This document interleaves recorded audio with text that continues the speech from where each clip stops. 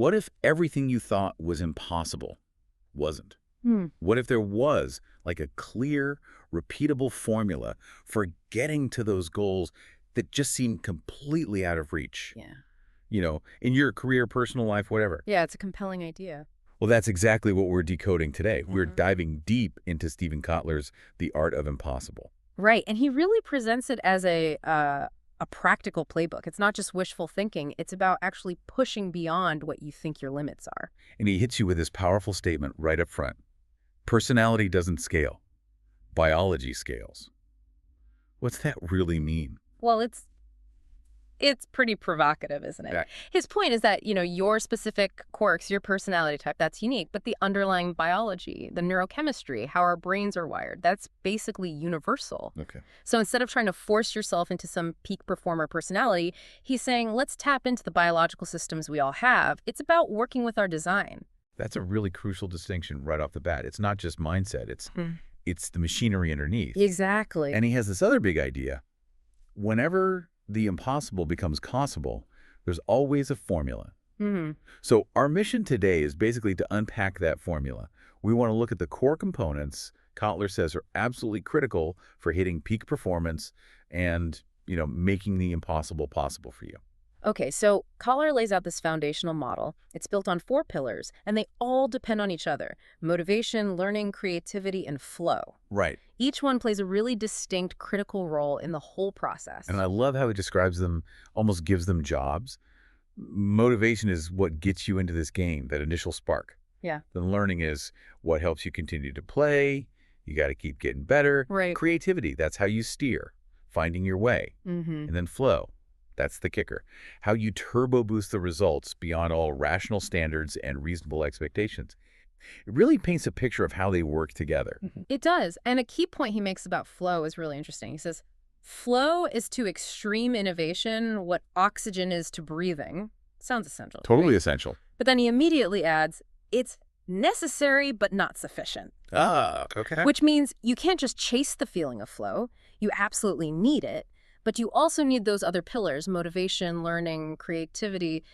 That whole foundation has to be there. That's a great point. It's a system, not just one magic ingredient. Yeah. So with that blueprint clear, let's dig into the first key. How do we actually light that fire? Yeah. The motivation piece. Yeah, the fuel. Because without it, nothing else really matters, does it? Even the best map is useless if you don't start the engine. Absolutely. And Kotler defines motivation not as like one single feeling, but he says it's a catch-all for 3 subsets of skills: drive, grit, and goals. Drive, grit, and goals. Okay. Yeah. Drive is that sort of emotional energy, curiosity, passion, finding purpose. Grit is the toughness, the persistence when things inevitably get difficult. Sticking with it. Exactly. And goals, well, that's Yeah. just knowing where you're trying to go, having that direction. And he says the top performers, they actively stack their fuel. Stack it. How so? Both physically, taking care of their bodies with good nutrition, sleep, exercise, and psychologically by deliberately lining up those intrinsic drivers. Okay, so it's layered. And he talks about intrinsic versus extrinsic drivers, right? Extrinsic is the stuff outside you: money, fame, sex, status. Intrinsic is internal curiosity, pursuing meaning, getting better at something, mastery, having control, autonomy. And he said the intrinsic ones take over once our basic needs are met. Yeah, pretty much. Once you feel secure, that deeper drive for meaning and contribution tends to kick in. He even gives it an evolutionary spin. Good. He suggests that meaning and purpose biologically are kind of like our programming, saying, okay, you're stable, now help the group, help the species. It's a deep drive. And it taps into all this powerful neurochemistry: dopamine, norepinephrine, oxytocin, serotonin, endorphins, anandamide, the whole cocktail that makes us feel rewarded and connected. That makes a lot of sense biologically. Yeah. And he gives us a practical way in, doesn't he? The passion recipe? He does. It starts simple. Make a list. Just jot down, say, 25 things you're genuinely curious about, and be specific. Okay, 25 curiosities, then what? Then you look for the overlaps. Where do 2 or 3 of those interests intersect? Finding those connections, that's where the magic happens. Why? What does that do? It triggers pattern recognition in your brain, and boom, dopamine release. Kotler's point is, by stacking motivations, we're increasing drive, but not effort. You get more motivated without feeling like you're trying harder. It's a natural boost. That's brilliant, creating motivation almost automatically. He also mentions adding anchors. Yeah, things like learning the history of a field or getting down the technical jargon. It might seem like a detour, but it gives your brain structure, helps you remember things, connect new ideas. Makes sense. And he talks about public successes, even just sharing what you're learning with friends, getting that little bit of positive feedback that can really fan the flames of passion. So passion builds, and then it leads to purpose. Exactly. And this is where it gets really profound, biologically speaking. He says, neurobiologically, purpose literally alters the brain. Alters the brain. How? Okay, so finding a strong purpose can actually decrease activity in your amygdala. That's the fear center. So less anxiety. Yeah. It can even shrink parts of the medial temporal cortex, which helps you stop obsessing or ruminating on yourself. And it boosts activity in the right insular cortex, connecting you more to your intuition and internal state. So this isn't just like a nice feeling, it's a biological upgrade. Totally. It makes you more resilient, more focused, better long-term health, productivity, the works. It helps shift your attention outwards, away from just your own worries. That's a big part of why it helps protect against anxiety and depression. Which leads to his idea of an MTP. A massively transformative purpose. Yeah. Dreaming big, aiming for something that has impact beyond just yourself. Okay, but is that the whole motivation stack? Curiosity, passion, purpose? Almost. Yeah. He says for the full intrinsic stack, especially for tackling the impossible, you need two more: autonomy and mastery. Autonomy. That's controlling your own destiny, right? Pretty much. The desire to steer your own ship. He points to companies like Google or 3M giving employees dedicated time for personal projects. But it can be as simple as managing your own schedule to work when you're naturally at your best, your chronotype. Right. And mastery. That's the drive to steer that ship well. It's that deep devotion to getting better at your craft, the innate need to see progress to improve. And why is that so motivating? Dopamine again. When you push yourself towards mastery, towards a goal that matters, your brain rewards you with dopamine. It reinforces the effort. Makes sense. That's also why he stresses things like regular exercise. It's a form of mastery and building in playful activities that get you into flow, even if they're not related to your main goal. They provide those dopamine hits without the high stakes. Got it. Okay, so we've got the fuel motivation stacked with drive, grit, goals, purpose, autonomy, mastery. Now the map. Goals. Right. You need to know where all that energy is going. Kotler emphasizes breaking down those huge, seemingly impossible goals into, well, a long series of difficult but achievable sub-goals. Makes sense. Chunking it down. Exactly. He talks about the brain being a prediction engine. It's constantly trying to figure out what happens next. Clear goals give it a target, reduce uncertainty. He says fear and goals are the basic building blocks of our reality. And he's big on high, hard goals, like HHGs. Yeah, drawing on research by people like Gary Latham, the data shows big goals significantly outperform small goals, medium-sized goals, and vague goals. Your MTP gives you the vision, and the HHGs are the specific, challenging steps to get there. They also act as filters, helping you say no to things that don't align. Okay, here's a weird one he mentions. Don't talk too much about your goals. Yeah, that's super counterintuitive. He argues that telling people your goal can trick your brain. It releases the dopamine you're supposed to get afterward prematurely. You feel like you've already done something. So keep it zipped. Maybe not entirely, but be strategic. Instead, focus on breaking those HHG down into super clear, daily, actionable tasks. His line is amazing. Impossible is always a checklist. I love that. Impossible is a checklist. And those clear daily goals, they lower your cognitive load because you know exactly what to do next. And that clarity itself is a flow trigger. Which leads us nicely to grit, that persistence piece. The sheer stick-to-itness. Yeah. Thomas Carlyle's quote comes to mind. No pressure, no diamonds. Kotler argues that regularly doing hard things literally rewires your brain to associate persistence with reward. You start to kind of enjoy the challenge. And he breaks grit down too, doesn't he? Yep, into 6 types. The basic grit to just persevere. The grit to control your thoughts. To master fear. To be your best even when you feel awful. To train your weaknesses. And crucially, the grit to recover. And being gritty isn't just about achievement. It actually links to happiness. Yeah, but a specific kind. Studies show grittier people report higher well-being, a deeper sense of life satisfaction. It's not necessarily that fleeting hedonic pleasure, but more about deep engagement and purpose, which are more sustainable sources of happiness. Makes sense. What about willpower in all this? He links it directly to energy. Willpower isn't infinite. It drains through the day. So his advice is practical. Tackle your hardest tasks first thing when your energy is highest. Front load the hard stuff. Exactly. And design your environment to minimize temptation. Make the right choices easy and the wrong choices hard. And underpinning all of this persistence is having a growth mindset, believing you can improve. That's essential. He also says passion can feel like frustration. Yeah. Quite often, passion feels like frustration on the inside and looks like obsession from the outside. It's not always fun. You have to tolerate a lot of anxiety, a lot of overwhelm.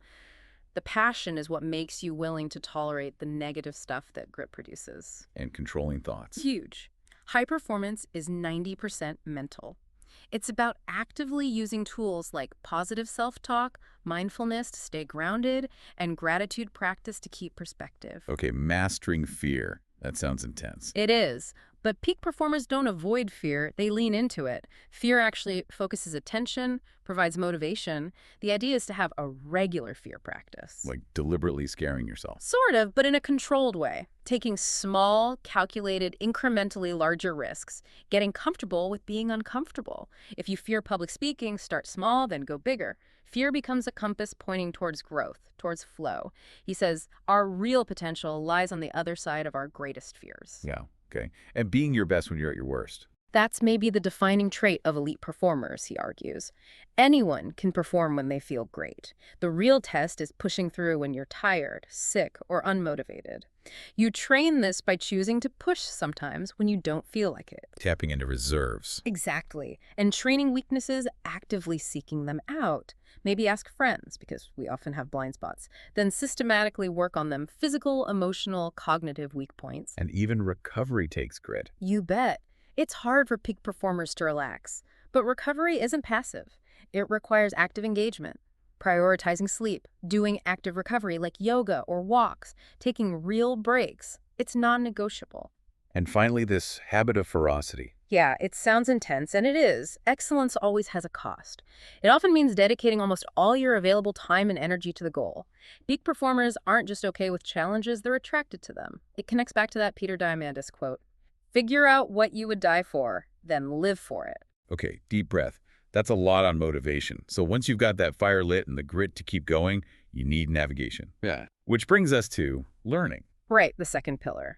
And lifelong learning isn't just for achieving impossible goals. Kotler links it directly to basic satisfaction and well-being, especially for sustaining that flow lifestyle. And he stresses, you can't get too impossible on bad information.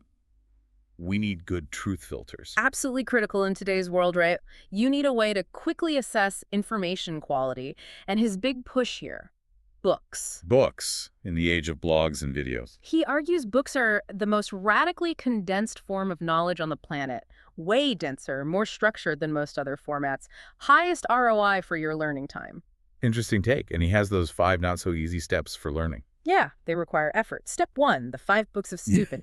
Pick a topic you know nothing about, grab 5 books on it, and read them fast. Don't worry about understanding everything. Just immerse. Exactly. Absorb terminology, history, key ideas. Let your unconscious pattern recognition do its thing. Take notes on what excites you. Okay. Step 2, be the idiot. Find experts, but approach them with humility. Your goal is just to listen and absorb. Let them talk. Step 3, explore the gaps. Right. As you learn, you'll spot unanswered questions, areas no one's connecting. Follow your curiosity into those depths. That's where slow hunches and real innovation often start. Step 4, always ask the next question. Don't just accept the standard story. Seek out people who disagree, who challenge the consensus. Dig deeper. And finally, step 5, find the narrative. Pull everything you've learned together into a story. Tell that story to people who know nothing about it and to experts. That forces you to synthesize and really solidify your understanding. That's a solid process. He also mentions the 80-20 rule for skills. Yeah, Pareto's principle. Focus on the 20% of effort or knowledge that gives you 80% of the results. It's great for getting competent quickly in many areas. But not for everything. Right. For your core skills, the ones absolutely fundamental to your main goal, 80-20 is a shortcut. You need deeper, broader mastery there. And focus on strengths. Definitely. He says the best way to increase flow is to spend as much time as possible on activities that utilize one or more of our 5 top strengths. Rather than just fixing weaknesses. Exactly. The argument is that focusing on strengths accelerates learning, boosts motivation, and often improving your strengths actually pulls your weaknesses up along with them because you're operating at a higher level overall. That sounds way more energizing. Yeah. He also touches on EQ, emotional intelligence. Crucial. How you perceive challenges as threats or opportunities is hugely influenced by your support network and your own emotional regulation. High EQ means better managing those core brain systems. Yeah. Fear, rage, care, play, etc. And it correlates with achievement. Highly. EQ remains one of the highest indicators of high achievement. It covers self-awareness, self-management, social awareness, empathy, and relationship management. Okay, and this idea of finding your path. The shortest path to Superman. Yeah, it's often not about specializing super early. Many top performers actually try and quit a lot of different things until they find that perfect match fit where their skills, interests, and the challenge align perfectly. It's more exploration than rigid planning. And the ultimate key to learning. Tying it back to flow. When flow is a reward, learning shifts from something done consciously to something done automatically out of habit and joy. It becomes self-propelling. Love that. Okay, pillar 3, creativity, steering wheel. Yeah. If your interest is high achievement, creativity matters. It's how you navigate, how you find novel solutions. He reminds us, motivation gets you into the game, learning allows you to continue to play, but creativity is how you steer. And it's a relatively new concept, formally. The word itself, yeah, coined around 1927. But the capacity, that's deeply human. Our big cortex lets us pause, simulate, imagine alternatives, the foundation of creativity. He defines it simply as the production of novel ideas that have value. And the brain systems involved. He talks about 3 key networks interacting. Attention, imagination, that's the default mode network, or DMN, your daydreaming brain, and the salience network. DMN is for mind wandering. Right, generating possibilities. The attention network is for focus. Normally, they kind of work against each other. Okay. But highly creative people, they switch between them much more fluidly. Ideas from the DMN can more easily pop into focused awareness. The salience network is like the conductor managing the interplay between imagination and focus. And the 3 B's of creativity. Bend, break, and blend. Bend is like modifying something existing, a flexible screen. Break is deconstructing and rebuilding fundamental innovation. Blend is combining unrelated ideas like coffee and art-making latte art. Simple framework for thinking about different creative approaches. So how do we get more creative? Hack it. Well, those aha moments often involve the anterior cingulate cortex, ACC, and good moods activate the ACC. So being relaxed and positive actually helps insight. Interesting. So chill out to be more creative. Kind of. Good mood broadens focus. Fear narrows it. Time in nature, wide open views, these things can help stimulate big picture thinking. Solitude is also key, letting the mind wander. What about constraints? Don't limits stifle creativity? Counterintuitively, no. Constraints often force creativity. Having limits makes you innovate within them. Also, starting a task with something deliberately weird can prime your brain for unusual connections. And you need direction. Absolutely. If creativity is required, not knowing where you're going is the fastest way to never get there. You need a goal, even if it shifts. Reading widely outside your field is another big one, feeds that pattern recognition. Let yourself daydream about those connections. What about staying creative long term? That requires constant reinvention. Getting comfortable being a beginner again, learning outside your comfort zone. He mentions the Ferris 4 daily habits like exercise, maker time, uninterrupted creation, long walks, asking better questions. And momentum. Crucial. Stop working for the day when you're still excited and know what the next step is. It makes it easier to jump back in tomorrow. And frustration is part of it. He says creatives often have a low-level, near-constant sense of frustration. And remembering competition can be a motivator too. But ultimately, creativity is almost always a byproduct of passionate hard work. Not just waiting for lightning to strike. Exactly. It's about consistent effort. Like the quote, "I always set out to write great sentences, but I never set out to write a great sentence. Focus on the process." And creatives have paradoxical traits. Yeah. Drawing on Csikszentmihalyi's work, they're often combinations of opposites. Energetic and quiet, smart and naive, playful and disciplined, extroverted and introverted. This can make them complex, maybe prone to ups and downs. It's like nature wires us for creativity, but society can dampen it. Often, yeah. Growing up tends to prioritize focused attention over imaginative wandering, but flow brings it back. Kotler says flow lets the brain networks harmonize, making it like the brain on creative overdrive, accessing that childlike inventiveness without the downsides. Which brings us perfectly to the fourth pillar, flow itself, the turbo boost. The secret sauce, maybe? And he notes it can even feel mystical sometimes. Mythical. Yeah, during intense flow, parts of the brain responsible for self-awareness and orientation in space can quiet down, like the right posterior parietal lobe. When that happens, the boundary between you and the activity can dissolve, that sense of oneness. Wow. Okay, so the science behind it. Mm. Csikszentmihalyi coined the term. Right. After studying people deeply absorbed in activities, he identified 6 core characteristics you probably recognize.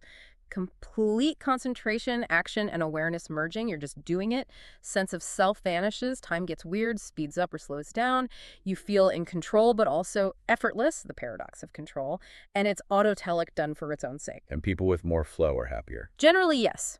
People who scored off the charts for overall well-being were the people with the most flow in their lives. And the brain state is fascinating. It's actually less active overall. Less active, that seems backward. It's called transient hypofrontality. The prefrontal cortex, the planner, the worrier, the inner critic takes a backseat. This quiets the self-monitoring, the sense of past and future, and lets you be totally immersed in the present, operating more intuitively. So how do we get into flow? What are the triggers? The classic 3 are clear goals, immediate feedback, and the challenge skill balance, not too hard, not too easy. Right. But Kotler talks about 19 additional triggers now identified. They all work fundamentally the same way. They drive attention into the present moment, usually by releasing focus chemicals like norepinephrine or dopamine, and they lower the cognitive load, making things feel smoother. What are some other triggers? Well, internal ones include deep concentration itself, having autonomy, which is why peak performers guard it fiercely, and tapping into that curiosity, passion, purpose stack we talked about. You usually need a good 90, 120 minutes uninterrupted to really drop in. And external ones. High consequences, real or perceived risk, definitely focuses the mind. Rich environments full of novelty, unpredictability, complexity. Think of a great conversation, or improvising music, or even a stimulating natural landscape. Group flow is another powerful one. The practical tip he gives is a feedback buddy. Yeah, someone who can give you quick, clear, immediate feedback on what you're doing, helps you adjust course instantly, keeping you in that sweet spot. He also acknowledges that sometimes societal norms can hold people back and encourages demanding more from yourself. Okay, so flow isn't just bliss, it's a cycle. Critically important point. Unpleasantness is a built-in part of the experience, an unavoidable biological necessity. It's not always fun getting there. There are 4 phases. Phase 1. Struggle. This is where you're loading information, practicing skills. It's effortful, often frustrating. Optimal performance begins in maximum frustration, he says. But knowing flow is coming redeems that struggle. Frustration points you where to focus. Phase 2. Release. Stepping away. Letting the subconscious process things. A walk, a shower. Something low-key physically often works best here. Mind-wandering time. Phase 3. Flow. You're in the zone. Things click. Performance feels effortless. The key here is avoiding blockers. Distraction, negative self-talk, being too hyped up or too bored, not being prepared. And Phase 4. Recovery. Flow burns a lot of mental and physical energy. You have to actively recover. Sleep is huge, but also active recovery. Kotler jokes about how even taking a bath can feel Herculean after intense flow, but you gotta do it. So it all comes together in daily and weekly practices. Exactly. To make this sustainable. Daily, he suggests aiming for. 90, 120 minutes of peak concentration time. Yeah. 5 minutes prepping for the next day, managing distractions. 5 minutes setting clear goals for tomorrow. 5 minutes of gratitude. 20 minutes of mindfulness or release activity. 25 minutes learning something new outside your main field. And 7-8 hours of sleep. That's a back day. And weekly. Aim for 2 6-hours of a high-flow, fun activity, pure play. 3 60-minute challenging workouts. 3 20, 40-minute active recovery sessions, sauna, yoga, whatever works for you. 1 session focused on training a weakness or pushing when you feel subpar. 1 feedback session on your focus blocks. And about 2 hours dedicated to social connection and support. Wow. And the overall reminder. Creativity and the pursuit of mastery should be built into everything you do. It's a lifestyle. So wrapping this all up, what's the big takeaway? It's that the impossible, it isn't magic. It's really, as Kotler says, a checklist. It's a formula you can understand and apply, built on these pillars: motivation, learning, creativity, and flow. It's about understanding your own biology and designing your life with it. Exactly. Not just wishing for it, but systematically building the capacity for it. So thinking about everything we've unpacked from The Art of Impossible, what impossible challenge are you ready to decode using this formula? Which pillar might you lean into first?